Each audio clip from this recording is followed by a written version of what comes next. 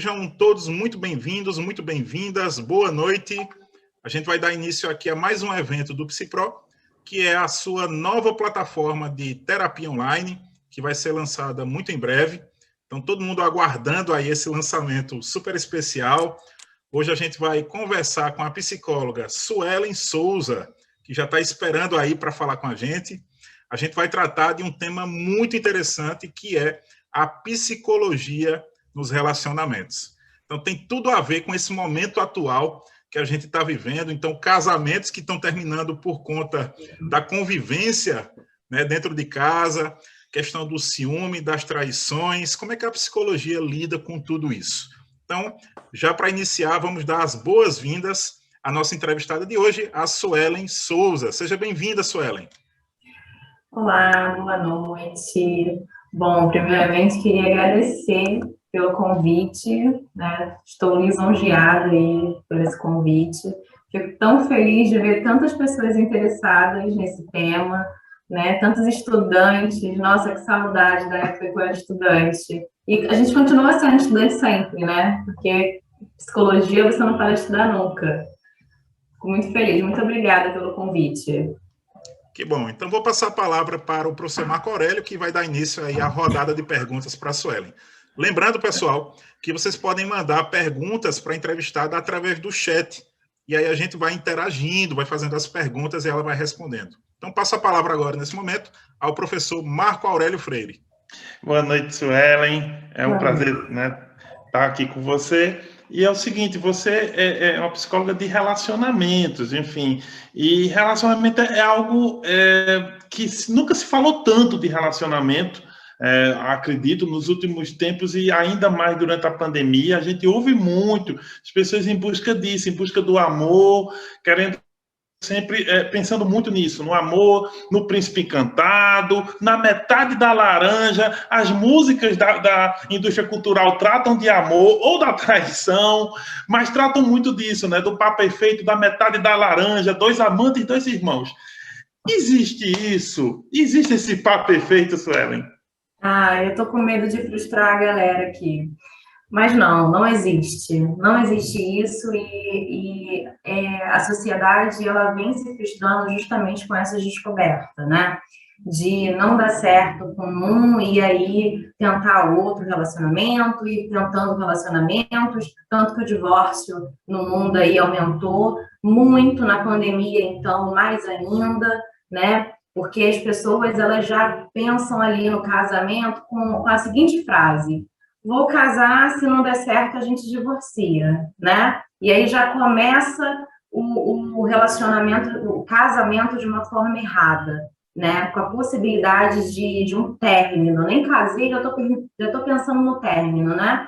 Justamente por conta disso, por conta da frustração de encontrar, ter essa necessidade de encontrar o par perfeito, a metade da laranja, né? Como canta aí a música do Fábio Júnior, né, Alma Gêmea, enfim. Não existe porque não existe a metade da laranja, não existe, nós não somos metade, nós somos indivíduos inteiros. Então, até porque para eu estar dentro de uma relação, eu preciso estar inteira, né, nessa relação. E o outro, ele vai vir apenas para poder me dar um bônus, né? Para poder somar algo, mas eu já tenho. Se não está ali, eu já estou completa. Não preciso, não é uma necessidade, porque se eu não tiver essa relação, eu estou pela metade. Não.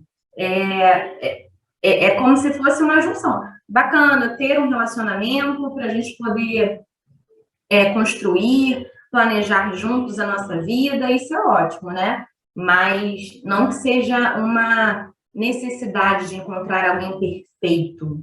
Não vai existir isso nunca. Olha aí, o João Siqueira está dizendo o seguinte, Suelen: que bom ter a certeza que não existe. Passei muito tempo achando que precisar achar a minha outra metade. Então, comentário muito interessante aí do João Siqueira. Muito interessante mesmo.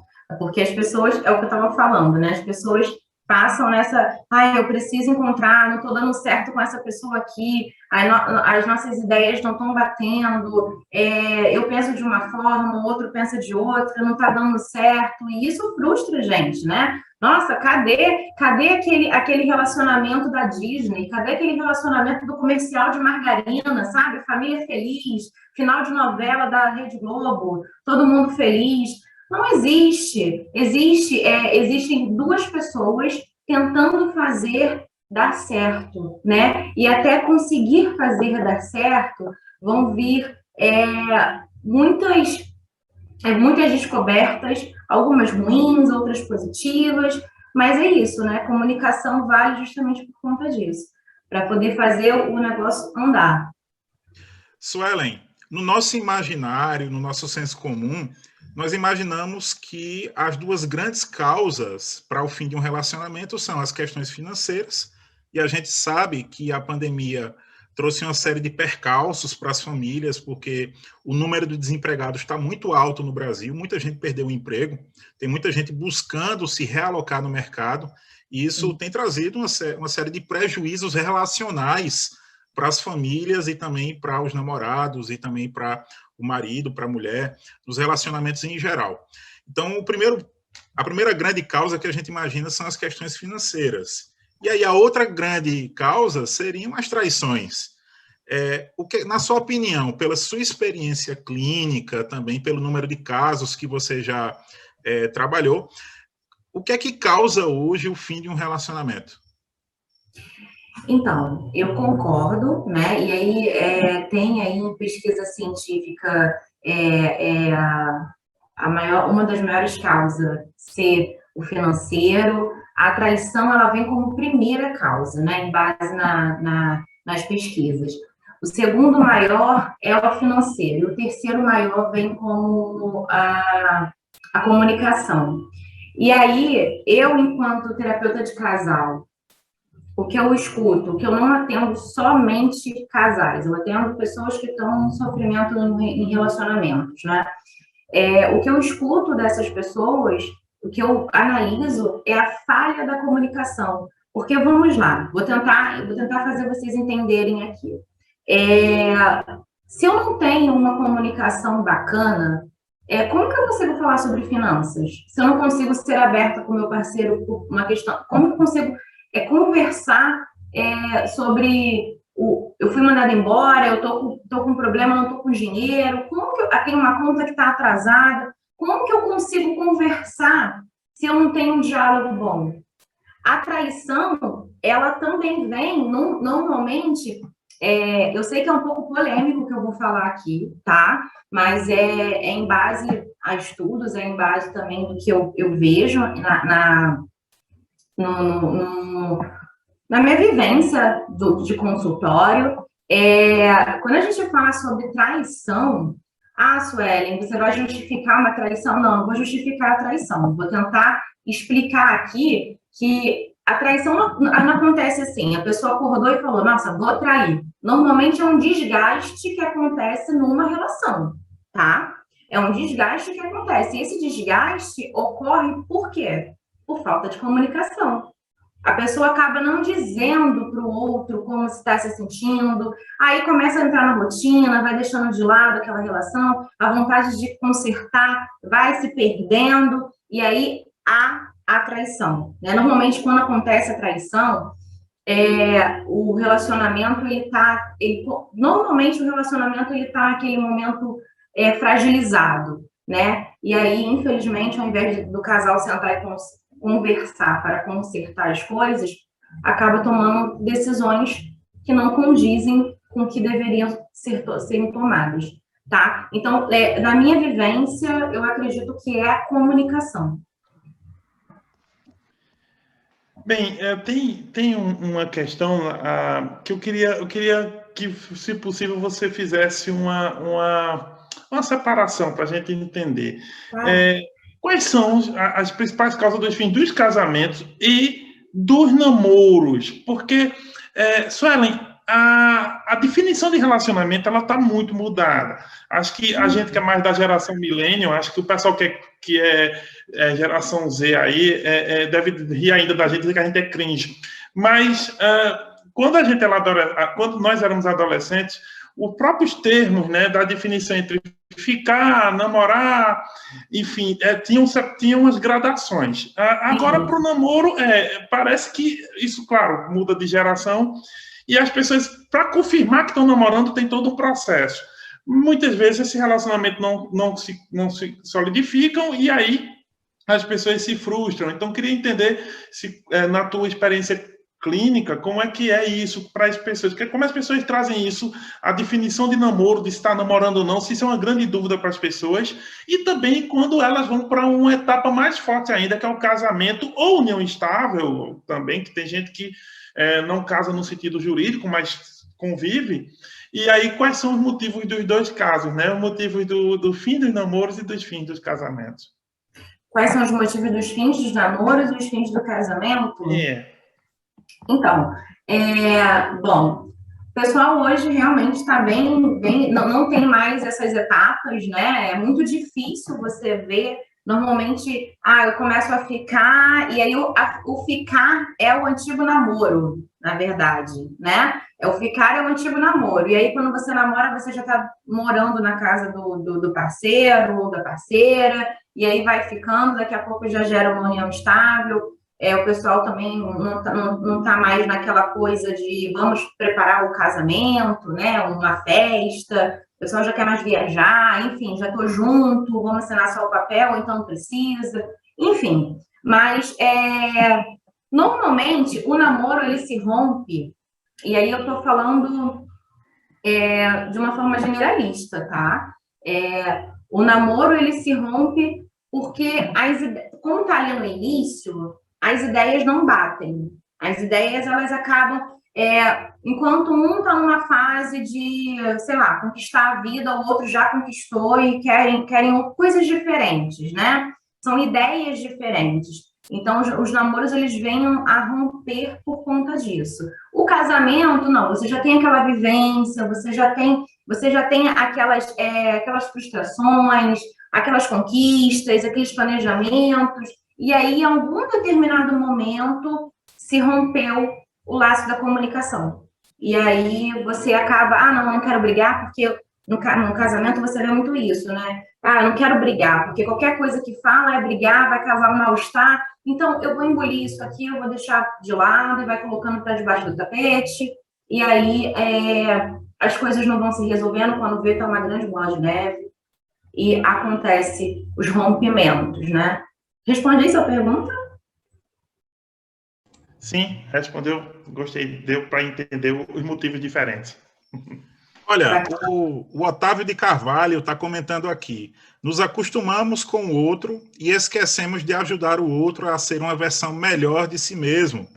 E a Lucineide está dizendo o seguinte: penso que a comunicação é importante para a relação. Daqui a pouquinho a gente vai falar um pouco sobre isso. Mas eu tenho duas perguntas, Sueli. Né? Uma é do público aqui, a gente está recebendo muita pergunta aqui no chat. Está até difícil de escolher qual a gente faz, né? Porque tem mais de 20 perguntas aqui. Mas deixa eu fazer essa aqui da Nicaele Oliveira. Mesmo estando ou tendo tudo certo entre ambos, o sexo masculino tende a sempre trair, né? Ela até pediu desculpa aqui pela pergunta, mas a pergunta é muito boa. Ou seja, quem trai mais é o sexo masculino? A primeira pergunta. E a segunda é o seguinte, tem relação com a pergunta da Nicaele. A questão é o seguinte, Suelen. Você chega lá na clínica, no seu consultório, o paciente vai iniciar a sessão e a primeira coisa que ele fala para você é o seguinte: fui traído. E aí? E agora? O que é que um psicólogo, uma psicóloga diz num momento desse? Vamos lá.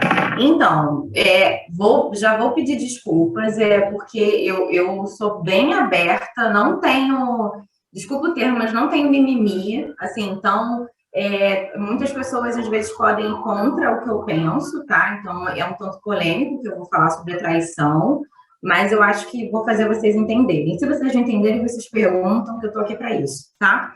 Vou responder primeiro essa pergunta aqui da Micaele, né? Quem sempre trai é o sexo masculino, né? Quem mais trai é o sexo masculino. Então, existe uma questão sobre ego, né? E aí, ok, já foi época que existia a possibilidade do sexo masculino trair. Hoje em dia não tem mais essa distinção, tá? Hoje em dia, tanto a mulher quanto o homem, a mulher está cada vez mais aí se sentindo empoderada, está se sentindo tem a necessidade maior de ser compreendida. Antes a mulher era mais submissa, hoje não é mais. Antes a mulher aceitava muita coisa, hoje não aceita. E, infelizmente, existe a traição, né? E aí vai da escolha de caráter de cada um, quando um relacionamento ele é fechado, né? Um relacionamento monogâmico, não é um relacionamento aberto. E aí eu falo que rompe-se um contrato, que é uma quebra de contrato dessa relação. Mas não existe essa distinção de homem e mulher. Isso aí já foi historinha lá do século passado, de épocas passadas, de que homem traía mais, tá? Não existe isso. Beleza? Vou responder agora a sua pergunta, que é quando o paciente... Fui traído, e agora? Então, bom... Primeira coisa, quando o paciente chega para mim e fala que foi traído, né? Eu tenho vários pacientes que chegam com essa demanda. Primeiro é entender essa relação. Entender como era essa relação. Entender aonde que essa relação se perdeu, né? Aqui na terapia, a minha ideia, né? E eu, enquanto terapeuta, não é tentar... ver ali, traiu, tá, mas o problema não é a traição, o problema é o que levou à traição. Então, a gente vai precisar analisar com carinho essa relação, olhar com cuidado, aonde se perdeu, aonde falhou, como está essa relação nesse momento, se essa relação, ela está fragilizada, se não está, o que está acontecendo. E aí, muitas vezes, a gente consegue entender que por uma falha de comunicação, por um descaso, por um cansaço, por uma rotina, enfim, por alguma coisa, o outro, né, seja um homem ou uma mulher, como eu disse que hoje em dia não tem mais essa distinção, se sentiu sensibilizado, né, com alguém ali procurando um pouquinho dando um pouquinho de carinho. Talvez o que está faltando aqui em casa, ao invés de abrir a boca e conversar com o seu parceiro ali, acaba se deixando levar, se seduzindo pelo externo. Perfeito. Tem uma coisa, Suelen, tem uma pergunta que eu acho muito interessante, da Jéssica Brandão. Ela diz assim: o que faz com que algumas pessoas tenham medo de ter um relacionamento? Então, diante do que a gente está conversando, comunicação, estamos conversando sobre traições, sobre as dificuldades do dia a dia, e aí, obviamente, muitos relacionamentos acabam perdem o fio, né? Se cortam. Então, a Jéssica pergunta o que fazer, o que faz com que algumas pessoas tenham medo de ter um relacionamento. E essa pergunta se relaciona com outra também, que é o seguinte: para quem já está no relacionamento, o que fazer quando há uma briga, né? Como lidar com isso? Então, algumas pessoas têm medo até de ter um relacionamento e outras têm a dificuldade de lidar quando estão dentro de um. Como fazer nesses casos? Interessante. Então, normalmente as pessoas têm medo de relacionamento porque tiveram uma vivência, talvez na infância, de relacionamento frustrado com um dos pais, né? Vivenciou separação, algo traumático, né? Vivenciou uma relação dos pais um tanto violenta, enfim. E aí tem o medo, carrega esse trauma de repetir isso na sua própria vida. Então, se cobra com a ideia de que eu não posso errar, porque eu já tive isso na minha infância e eu não posso errar. Ou também já teve alguma experiência com algum parceiro, né, ou parceira, de forma que não trouxe coisa, de uma forma traumática. Então, acaba ficando com receio de dar um passo, de acreditar de novo, né, que o relacionamento ele pode vir a ser bom e pode vir a ser construtivo, e acaba isso acontecendo. O que eu indico nesse caso é fazer a psicoterapia, né, fazer análise, tentar entender aonde que alocou esse medo, né, para poder tentar elaborar aí o quanto antes, para você não perder esse tempo e se relacionar, se permitir se relacionar. Porque, como a gente falou no início, não existe relacionamento perfeito. Então, a gente vai ir encontrar alguém no qual a gente vai se adaptar ou não, e não tem essa coisa de que... eu vou responder essa pergunta, mas eu acho que isso vai complementar. Existe uma fantasia muito grande que chega aqui no consultório de que são idades, né? São etapas. Com 20 anos eu tenho que entrar na faculdade, né? Eu já tenho que estar na faculdade. Aos 25 eu tenho que estar formada. Aos 26 eu tenho que estar casada. Aos 20 com filho. E aí você chega aos 30, você não encontrou ainda a pessoa que você quer, que você achou que com 25, 26 você estaria casada. E aí isso vai gerando uma angústia, né? Nosso tempo está passando. E as comparações também, que aí você entra nas redes sociais, está lá, fulano já está casado, com filhos gêmeos, com não sei o quê, está viajando. E aí as pessoas começam a se cobrar e até mesmo atropelar. E aí se entrega para qualquer pessoa, por um ato de desespero, entra em qualquer tipo de relacionamento, num ato de desespero. Então, por isso, quanto é importante a terapia, tá? E aí você falou também sobre a questão de quando uma briga no relacionamento, né? Bom, quando é uma briga no relacionamento, primeiro, se eu estou numa crise, eu tive uma briga ali pontual, eu preciso esperar as coisas, os ânimos ali, a flor da pele, se acalmarem, as coisas se acalmarem, eu tentar entender, né, o porquê que levou, o que levou a essa briga, qual foi o problema, da onde que veio, iniciou essa briga, entender se nessa relação, será que eu não estou competindo? Será que essa relação nós não estamos competindo um com o outro? Às vezes a gente está falando a mesma coisa, só que de forma diferente, e o meu ego quer que você fale do meu jeito, sabe? Existe uma coisa numa terapia de casal aqui, em uma das sessões, o rapaz falou assim, ela não aceita porque ela quer mudar até na forma de como que eu faço o macarrão. Para eu poder fazer o macarrão, eu coloco a água e coloco o macarrão e deixo lá. A água ligo o fogo e vai esquentar a água e o macarrão vai, né, cozinhar. E ela falou assim, não, mas para você fazer o macarrão, você precisa primeiro colocar a água quando ferver, você colocar o macarrão. Aí ele falou, mas aí eu perguntei, né, qual é o resultado final? E aí ele falou assim, o macarrão vai estar cozido. Eu perguntei para ela, qual é o resultado final? O macarrão vai estar cozido. A ordem dos fatores não altera os fatos, sabe? Então, assim, às vezes, um ou outro está falando a mesma coisa. O quanto que... Aí eu vou voltar e vou ser repetitiva. O quanto a gente precisa trabalhar a comunicação.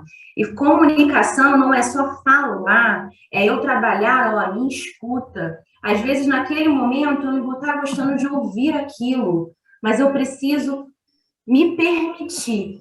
E, às vezes, fazer com que, nossa, será? Faz sentido, né? Antes de já rebater, antes de já tentar justificar as minhas ações, né? Tem um vídeo meu no YouTube que eu falo assim, sobre comunicação, né? Normalmente os casais, eles tendem a falar, você é um grosso, você é fria, você é maluca, você é assim. Não, são ofensas, entende? E quando eu quero que o outro me escute, eu digo como eu me sinto. Olha, a sua atitude me fez me sentir desta forma. Eu estou triste. Eu falo como eu me sinto. E eu não ataco. Porque quando eu falo como eu me sinto, eu coloco o outro a se responsabilizar sobre as atitudes dele perante a mim. Agora, quando eu ataco, quando eu vou lá e falo, você é um grosso, você é um estúpido, né? O que eu estou fazendo? Eu estou atacando, então o outro vai fazer o quê? Se defender. E aí essa relação nunca vai, né, vai ficar nisso. Um ofendendo o outro, e são palavras que é igual uma folha de papel, amassou, já era, né? Aquelas palavras ficam, né? Então, assim, diálogo, esperar o tempo certo, saber falar, como falar e ouvir, acolher. Olha, a Rosemary Toscano fez um comentário aqui. As pessoas não querem ter trabalho no relacionamento, não querem investir, e sim encontrar uma pessoa pronta, como se não tivesse emoções. Pessoal, vamos desligar aí, por favor, os microfones, certo?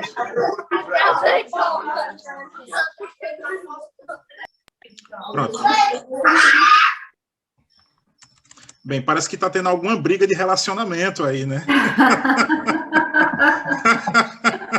É melhor a gente nem saber, nem descobrir o que é. Né? Manda para terapia. O pessoal está rindo aqui no chat. O pessoal gosta, né? Olha, a Ana Clara está fazendo aqui uma pergunta que tem a ver com a pergunta que eu já ia fazer. Além da comparação, existe outro tipo de impacto negativo que as redes sociais causam nos relacionamentos? Ou seja, será que as redes sociais vieram para prejudicar também os relacionamentos? E aí a pergunta que eu queria lhe fazer, que é a seguinte: como é que um casal, como é que dentro de um relacionamento as pessoas podem ter uma comunicação saudável? Dentro de um relacionamento as pessoas podem ter uma comunicação saudável? Uhum. A primeira pergunta eu não entendi muito bem, que é sobre as redes sociais, não é isso? Isso. Será que as redes sociais influenciaram negativamente nos relacionamentos?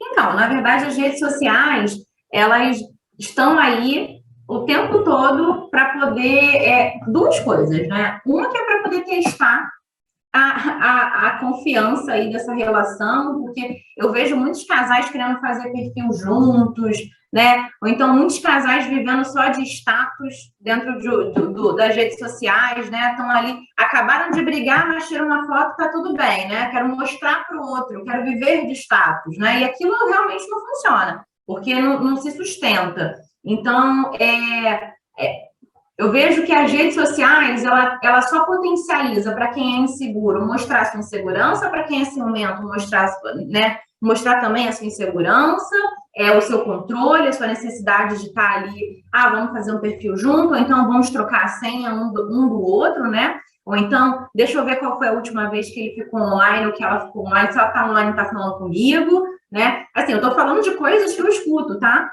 Então, as redes sociais, eu acho que eu acho que para falar melhor, as redes sociais ela veio para poder testar aí e mostrar o que você já é, né? De uma forma mais de potencializar mais aquilo que você é. Eu acho que é isso. Respondi? Respondeu. Suelen, eu tenho uma pergunta da Ana Clara, né? Uma pergunta bem interessante, que ela diz assim: como a psicologia age em caso de relacionamentos abertos?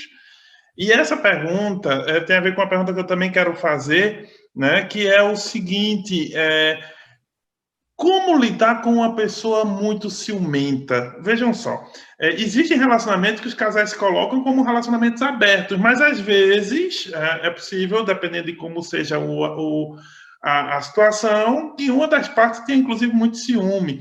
E não precisa estar no relacionamento aberto para ter ciúme, não, mas as duas perguntas se encaixam. Então, como a psicologia age em caso de relacionamento aberto? Como as pessoas podem lidar com isso? Quais são as instruções ou conselhos que se pode dar? E, por outro lado, como lidar com pessoas muito ciumentas dentro de uma relação? Bom,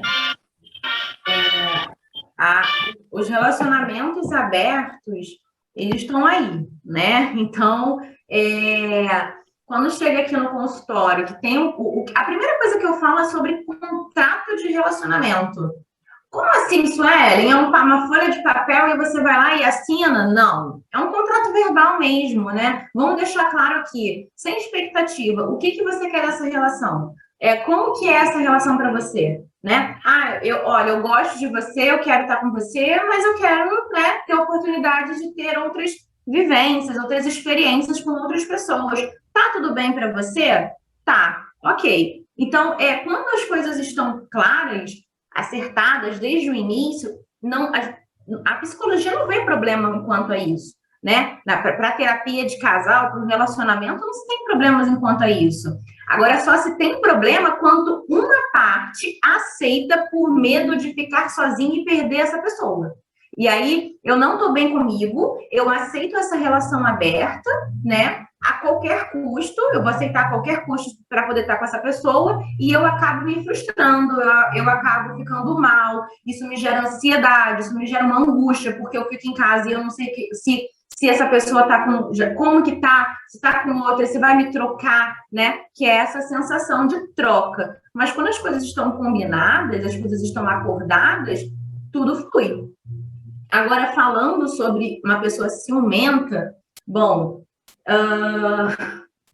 são vários tópicos, né? Porque, assim, pessoa ciumenta já se trata da insegurança dela. Então, que vem do indivíduo, né? Então, assim, é dela. E aí você tem que ter paciência para estar dentro de uma relação. Entender que nem sempre é você. Às vezes vem desses traumas, né? E aí precisa, talvez, incentivar essa pessoa a procurar uma ajuda. Existe o ciúme, gente. Ter ciúme é um sentimento, é normal, né? Só que o ciúme em excesso, que você tem questão de controlar, de parar de viver por conta do outro, né? Eu preciso o tempo todo estar ali falando com o outro para saber, de controlar a senha, controlar tudo, enfim. Isso realmente adoece. E aí, não adoece só quem é ali ciumento, controlador. Adoece quem está envolvido nessa relação.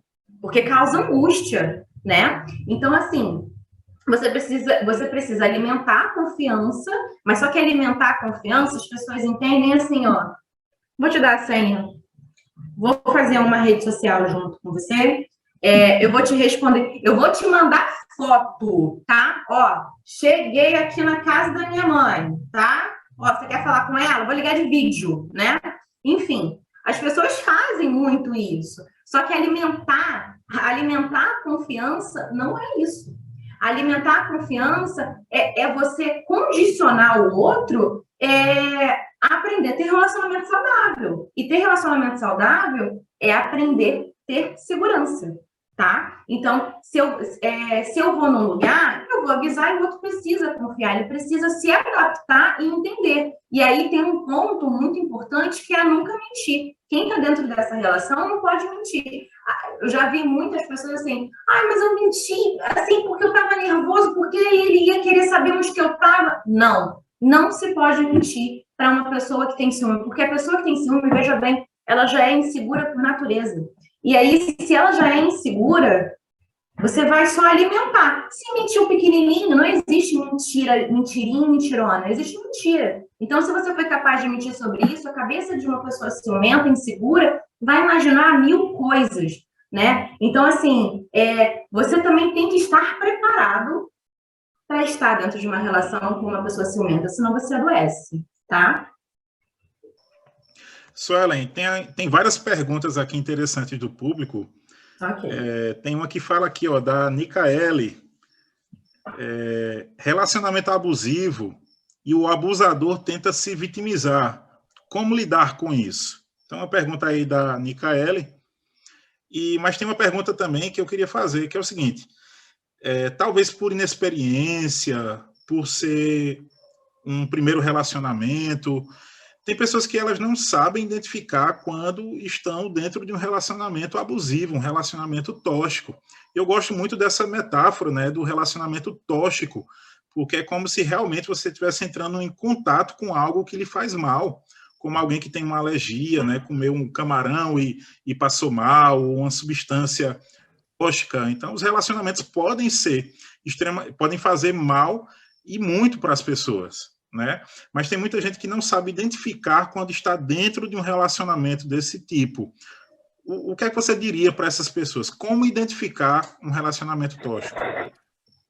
Tá, vamos lá. Como que eu identifico um relacionamento tóxico? A primeira pergunta foi qual? Só para não perder, porque eu acho que uma pergunta aí falaram que eu deixei em aberto. A pergunta muito boa da Nicaele. E quando é o abusador que se vitimiza, como lidar com isso? Eu acho que o que eu vou responder já vai responder as duas, tá? Bom, o relacionamento tóxico ele dá alguns sinais, e aí você precisa estar aberta, né, a entender esses sinais. São relacionamentos, são pessoas que não assumem responsabilidades, têm dificuldade de assumir responsabilidade, a culpa é sempre sua, né? Você acaba dentro dessa relação, você não cuida de você mesmo, porque você acaba vivendo muito essa relação para o outro, porque o outro te cobra muito isso, né? O tóxico, o abuso, te cobra muito isso. E existe uma diferença, tá? Do abuso, do relacionamento abusivo para o relacionamento tóxico. Existe essa diferença, as pessoas às vezes não entendem. Mas quando o relacionamento é tóxico, você começa a entender que é como se você vivesse em função daquela relação pisando em ovos, sabe? É como se como se estivesse vivendo num campo minado. A qualquer momento, alguma coisa que você fazer não vai dar certo. É como se você estivesse esperando o tempo todo uma aprovação, sabe? E aí a pessoa que é tóxica, ela está sempre te oferecendo críticas construtivas, que diz ela que é construtivas, né? Mas sem você pedir. Mas porque acha que tem que dar crítica, aqueles famosos sermões, sabe? Você se sente impotente o tempo todo dentro dessa relação, porque nada do que você faz é o suficiente, né? É como se você tivesse... É como se tudo ali para você estivesse te sufocando, né? Acho que a melhor sensação que eu posso resumir, exemplificar, é o pisando em ovos, né? Quando você descreve uma relação tóxica, né? E aí, quando o abusador, que a Micaele falou, o abusador o quê? Que é o abusador que se vitimiza. Isso. Sim, porque na verdade o abusador ele faz isso, né? É o comportamento dele, ele faz isso, ele vai se vitimizar mesmo, por quê? Porque ele vai fazer você se sentir culpada daquilo que ele é responsável, porque ele não se responsabiliza pelos atos dele, tá? Então, e aí quando você identifica isso, que é importante, você não tem que alimentar isso no abusador. Você não pode, em hipótese alguma, alimentar isso. Você não pode pegar a culpa para si. Porque muitas vítimas de relacionamentos abusivos, quando me procuram, falam assim, ele me bateu, mas é porque eu gritei com ele. Isso não é motivo, né? Isso não é motivo. Então, assim, existe uma frase aí de Lacan que ele diz, eu me responsabilizo por aquilo que eu falo, não pelo aquilo que eu escuta. Então, eu automaticamente me responsabilizo por aquilo que eu faço. Eu não posso ser responsável pelas atitudes do outro, tá? Então, quando o abusivo, o abusador, ele é sedutor, ele é vitimista, né? Ele tende a fazer isso, e aí faz com que você se sinta péssima, faz com que, se você foi agredida fisicamente, a culpa foi sua, se você foi agredida verbalmente, a culpa foi sua, porque você mereceu, porque o abusador, ele faz isso, ele destrói você mentalmente, psicologicamente, né? Fisicamente, para que você não se sinta bem, porque, na verdade, o abusador é o que mais tem medo, é o mais inseguro, é o que mais sofre com os seus medos, com os seus traumas. Então, ele precisa estar por cima para justificar tudo que ele faz, né? E fazer com que você se sinta nada para ele nunca te perder, né? Eu acho que é isso. Olha, Suelen, tenho duas perguntas aqui, são muito importantes, acho que tem a ver com a conduta do psicólogo, a questão também da ética. A Josilane Cardoso, ela diz assim, como o psicólogo analisa ao receber uma demanda de relacionamento abusivo? Então, você está no consultório, a pessoa chega e quando ela expõe a sua situação, você identifica ali um relacionamento abusivo, uma demanda dessa. Essa é a pergunta da Josilane. E a outra pergunta, deixa eu localizar aqui, é da Vitória Kruk, que ela diz assim, como psicólogos, podemos dizer para o paciente a hora de encerrar um relacionamento, justamente se a gente identifica uma situação grave como essa, um relacionamento abusivo, inclusive, com violência, como é que o psicólogo deve agir, Suelen? Ok. Bom, quando o paciente, né, chega, eu vi uma pergunta aí, o relacionamento abusivo, ele não é só o abusador, não é só o homem, tá? A mulher também é abusadora, tá? Então, mas a maioria dos casos que eu pego, normalmente a mulher está sofrendo um relacionamento abusivo. Então, normalmente, o primeiro momento é que o paciente não tem consciência disso, tá, Marco? A paciente, ela não consegue ter essa visão no primeiro momento. Então, o trabalho do psicólogo, primeiro, é trazer essa conscientização. E dói. Dói muito, porque e aí a empatia do profissional, tá? Porque quando você chegar aqui, o paciente está ali sofrendo, não entendendo o que está acontecendo, mas acha que aquele encantamento, aquela coisa é um amor, né? Que o amor vai salvar, que enfim, que já fez 1000 coisas para poder recuperar essa relação e ele não consegue te enxergar, né? Que tudo que está fazendo é por amor, porque dá desculpa sobre as atitudes do outro, né? Ele fez isso, mas ele é bonzinho, ele fez isso, mas ele comprou uma bolsa para mim, ele fez, enfim. Você não pode chegar, pelo menos eu sou psicóloga, tá? E não é como eu faço. Eu acho que tem que ter uma empatia. Você primeiro tem que fazer o acolhimento.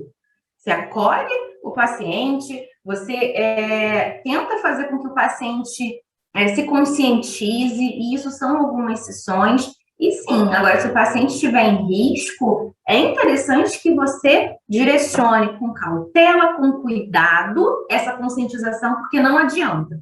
Não adianta você falar com a torcida do Flamengo, a torcida do Brasil, não adianta. Então, o Flamengo é o Rio de Janeiro, né? Mas não adianta você falar com a torcida do Brasil inteiro, se aquela pessoa não se conscientizar, de nada adianta o nosso trabalho. Então, nosso trabalho é de conscientização. Depois que a pessoa entende, a gente ajuda a pessoa a sair daquela relação, se ela quiser, tá, gente? Se ela quiser. Nós, como psicólogos, não temos como obrigar a atitude e a demanda do outro, sabe? Eu não posso simplesmente... Se a pessoa... Muitas vezes, quando a pessoa se conscientiza, o paciente se conscientiza, a primeira coisa que ela quer fazer é sair dessa relação. Muitas vezes não sabe como. Por quê? Porque essa pessoa... Muitas vezes, a maioria das vezes, digamos que 80% é dependente financeiramente do parceiro. E aí não sabe o que fazer, né? E aí o nosso trabalho é esse, é tornar essa pessoa independente financeiramente, para que essa pessoa, ou então ver a rede de apoio que essa pessoa tem, para que ela consiga sair e seguir em frente. Perfeitamente. Olha só, como a gente está abordando a circunstância dentro do consultório, ou né, ali na abordagem de vocês, eu queria perguntar o seguinte, como é que funciona, Suelen? A terapia de casal, ela é mais eficaz que a terapia feita individualmente com o paciente?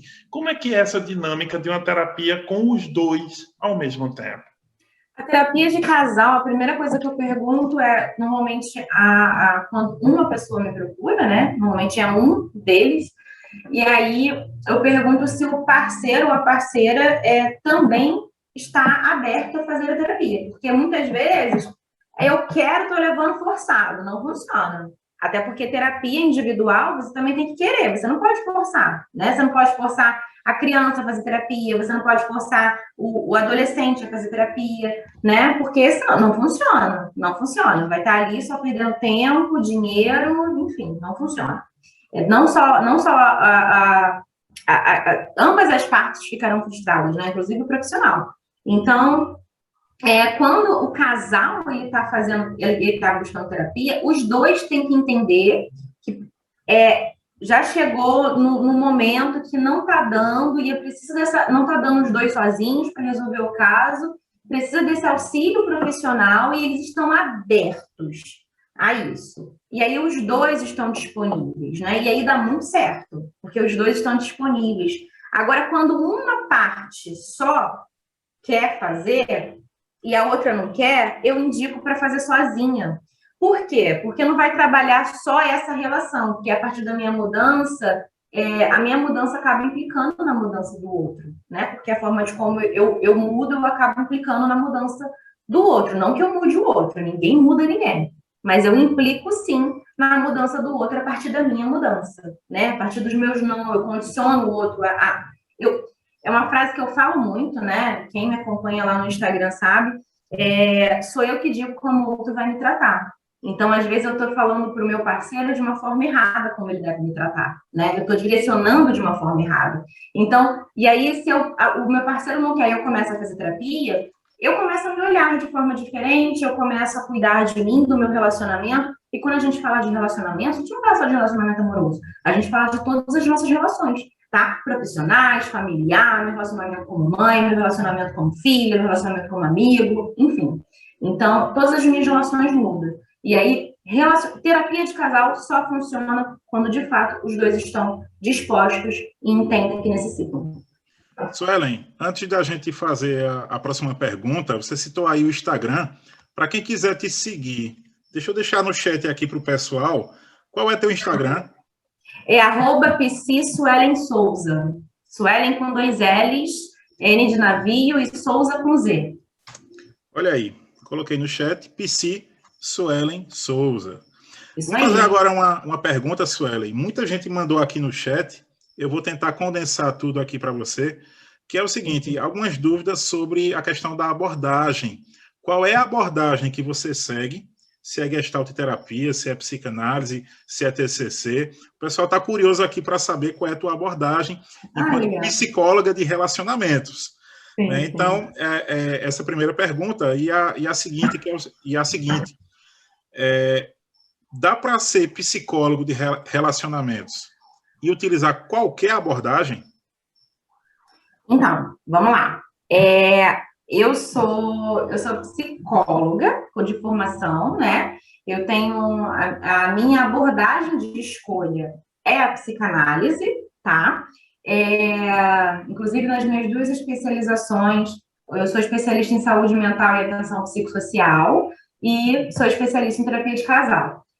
A terapia de casal, no início que eu procurei a especialidade, ela não tinha na psicanálise. Então, eu tentei ver aonde que eu conseguia encaixar ali para não fugir muito da minha ideia, né? Porque existe uma certa resistência do psicanalista em relação ao casal, né? Hoje em dia, isso está sendo mais aberto, mas na época, quando eu me especializei, existia uma demanda. Hoje em dia já tem após em psicanálise e terapia de casal, né? Então, e o que é estranho, porque, assim, Freud, lá em 1940, ele entendeu a importância da terapia de casal e familiar justamente nos pacientes esquizofrênicos, tá? E aí, se você pegar lá os estudos de Freud lá atrás, ele fala sobre a importância de trabalhar essas relações. Mas, enfim, né?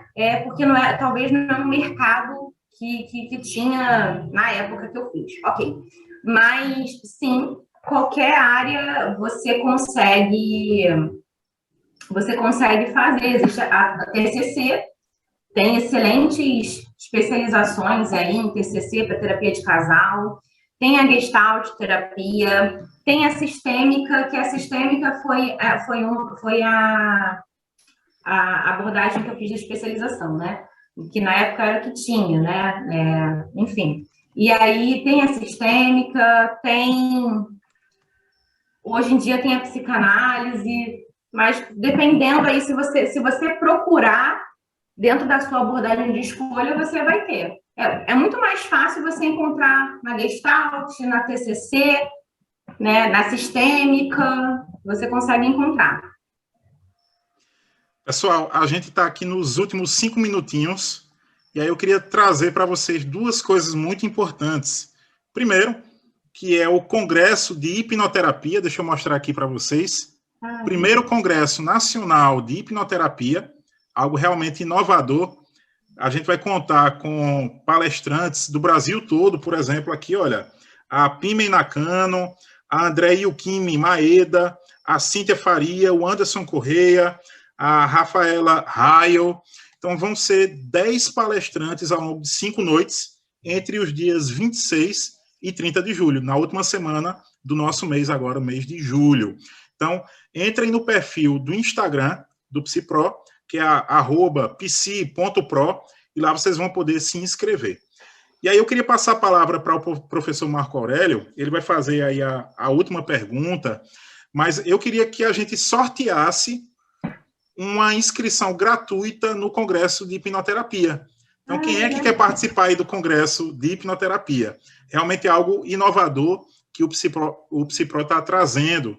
Olha aí, a Alice Maria, Nicaele, Vitória, Josilane, todo mundo querendo participar do Congresso Nacional Online de Hipnoterapia. Então, como é que a gente vai fazer esse sorteio? O professor Marco Aurélio vai fazer uma pergunta para a Sueli, a gente já está se encaminhando para o final, então aproveitem esse momento e vocês vão printar a tela e marcar a Suelen. Eu coloquei aqui no chat, deixa eu colocar de novo aqui no chat, Psi Suelen Souza, com Z. E vocês vão marcar também o psi.pro. Quinta tela, marca a Suelen, marca também o psi.pro, certo? E a gente vai sortear a partir dessas marcações quem é que vai ganhar uma inscrição gratuita no Congresso Nacional de Hipnoterapia. Então, passa a palavra aí para o professor Marco Aurélio e aproveitem agora o tempo de resposta da Suelen para participar desse sorteio, ok? Bem, Suelen, eu vou juntar 2 perguntas, uma minha e uma da Ana Clara.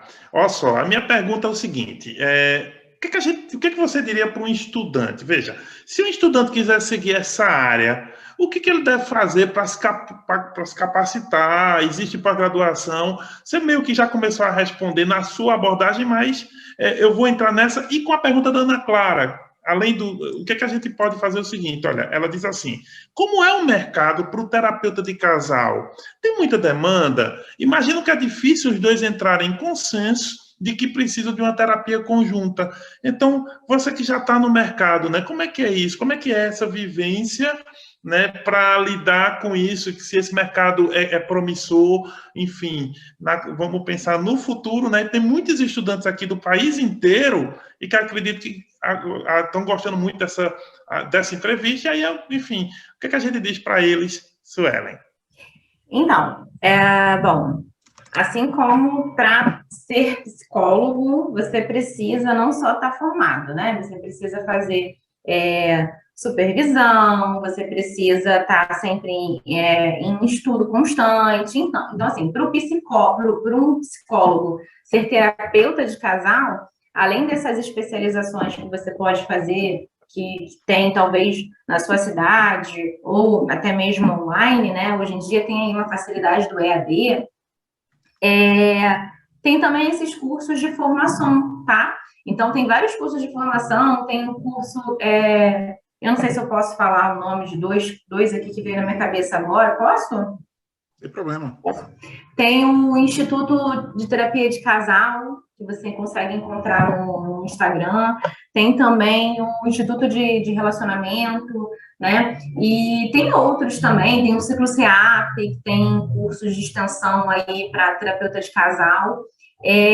Só que assim como o que faz o analista é a sua própria análise, eu acredito também que o que faz o terapeuta não é a sua terapia de casal, mas aí eu acho que complementaria a importância da supervisão nesse caso, tá? Então, assim, normalmente os profissionais que estão começando, que tem aquele medo, né, de como atender, que na faculdade não é muito falado nisso e tal, né, quando me procuram para poder fazer a supervisão, que é um dos meus serviços para os profissionais de terapia, eu indico mesmo, além dos estudos constantes, os cursos extras que tem aí, os congressos, também a supervisão, que é extremamente importante, tá? Mas o ramo do mercado para terapeuta de casal, hoje em dia, e aí voltando lá no início do nosso encontro, hoje em dia as pessoas estão vendo a importância, né, de falar sobre relacionamento. O que antes era uma bobeira, hoje as pessoas estão levando mais a sério, hoje as pessoas estão vendo a importância da terapia de casal. Só que sim, assim como o nosso papel como psicólogo é conscientizar, né, o indivíduo, né, a população, aí, a sociedade, sobre a importância da saúde mental, a gente também tem esse trabalhinho de formiguinha, tá? De conscientizar aí aos casais que existe essa possibilidade, porque ainda não é muito falado, né? Então, assim, é um mercado que ainda precisa ser mais trabalhado. Mas quando a gente faz com amor e a gente se dedica, tem como dar certo. Ana Luísa Ribeiro, amei o evento, muito bom. A Marina, eita, tem tanta mensagem aqui que tá difícil até de ler, foi muito bom. Micaela, gostei muito, muito proveitoso, amei. Ai, que bom. Obrigado. Então, foi excelente, Sueli, excelente mesmo. Que bom, fico muito feliz mesmo. Eu espero que vocês tenham tirado as dúvidas de vocês. Para quem não tirou a dúvida, tá lá o meu Instagram, pode me mandar mensagem, sou super aberta. Assim como muitos de vocês, eu também já fui estudante, então eu acho que nesse momento, nós, enquanto profissionais, a gente tem o dever de acolher vocês, né? Porque quando a gente sai da faculdade, a gente sai meio perdido, não sabe para onde vai, né? Então tá aí meu Instagram, vocês podem entrar em contato comigo. Agradeço muito, muito mesmo a oportunidade de vir aqui falar um pouquinho desse tema que poucos psicólogos, né, acabam trabalhando, falando sobre relacionamento, que é um tema que deve ser aí muito explorado ainda. Mas agradeço mesmo, agradeço a Marco Aurélio, agradeço a Dilson, muito obrigada, viu?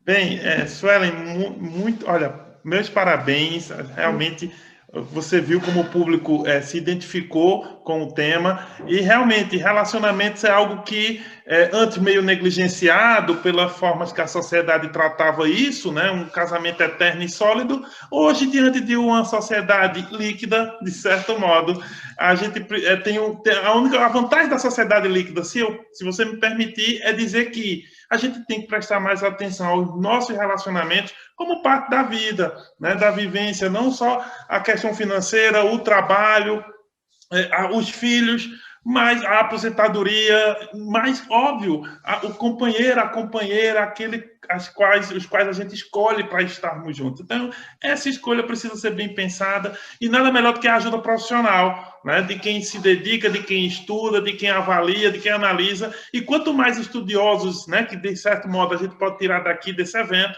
quanto mais estudiosos disso, para ajudar as pessoas, melhor. Então, parabéns pelo teu trabalho, porque é uma sementinha importante, né, que a gente começa a perceber, né, que justamente pelo trabalho de gente como você, é que a gente tem como lidar melhor com isso, conhecermos mais a nós mesmos e construir uma sociedade mais harmônica. Então, Suelen, parabéns, de verdade, eu agradeço e encerro o programa de hoje, a entrevista de hoje aqui do PsiPro, mas dizendo a vocês que é sempre muito bom quando eu posso participar, porque eu aprendo muito. Eu não sou da área da psicologia, eu sou da área do direito, né? E sou do rádio também. Então, mas eu aprendo demais. E hoje foi um dia que anotei aqui muitas dicas e muita informação de vocês. Valeu, muito obrigado. Até mais, Félix. Foi um grande prazer. Obrigada.